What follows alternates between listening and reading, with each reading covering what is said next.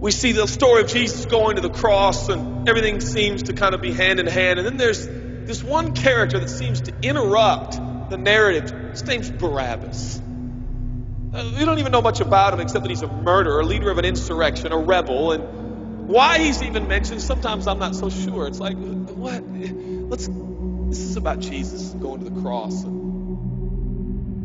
So in this moment, Pilate thinks, I hold the destinies of these two men in my hand. I know the Jews have a tradition that on a holy day, I will release one of the prisoners on death row.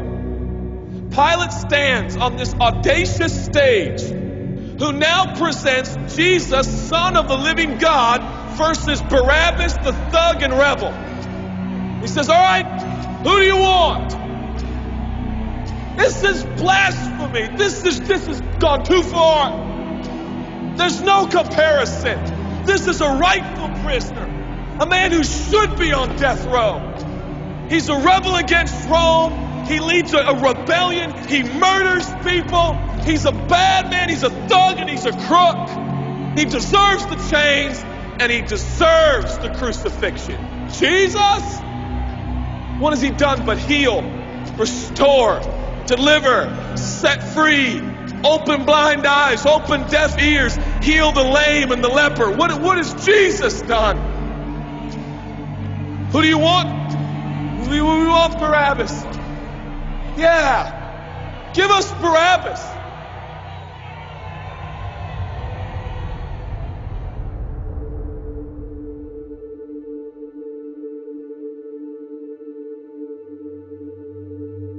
People say, give us Barabbas. The Roman soldiers come up and they put the key in and they unlock Barabbas from his chains and shackles. And he walks down the platform, welcomed by all of his thug friends. Yeah, the people love me. Yeah, that's right. I don't even know who this Jesus guy is, but all I know is my people love me.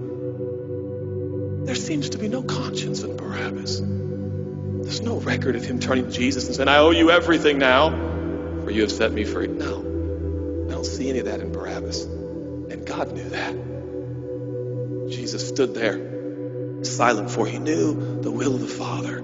He said, it's fine, Father. Let him have Barabbas. For Jesus knew that the Father would have to treat Jesus like Barabbas so he could treat Barabbas like Jesus. Barabbas thought it was the people that set him free. No. It was the love of the Heavenly Father. When I look at the story, I realize who Barabbas really is. That's me. That's you. That's us. And I was reading this the other day, and I felt God speak to me. I love Barabbas. I love him. But God, he's a bad man. I love him. And I wanted him to go free. But didn't you know that he probably would have never acknowledged the free gift? Yeah, but I love Barabbas. For while we were still sinners, Christ died for us. God sent his son for Barabbas, even the one he knew would walk away from Jesus and his free gift and never come back. He loves them.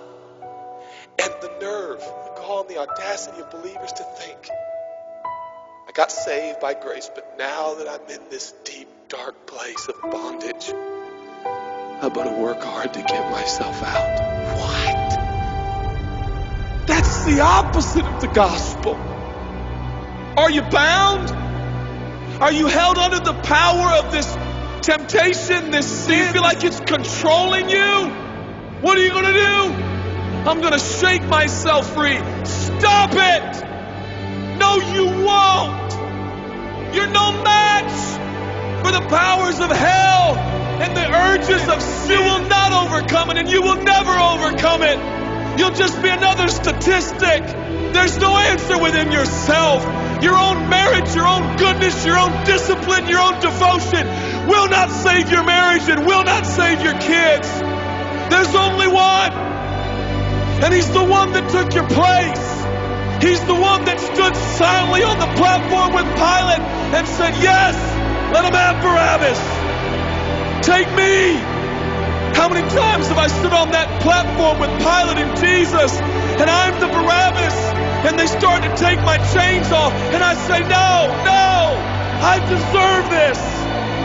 I deserve the guilt. I deserve the shame. I deserve the consequence. I deserve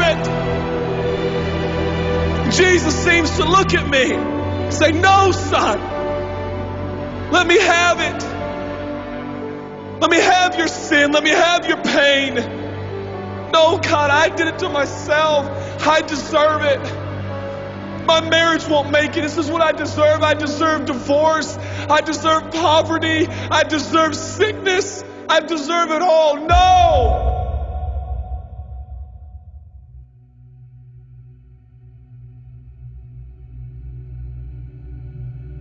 God, I'm so ashamed. Give me your shame. But God, what if I do it again? I'll still be here. Oh, God, I don't want to hurt you. I love you. I don't want to do this anymore. Give me your sin, son.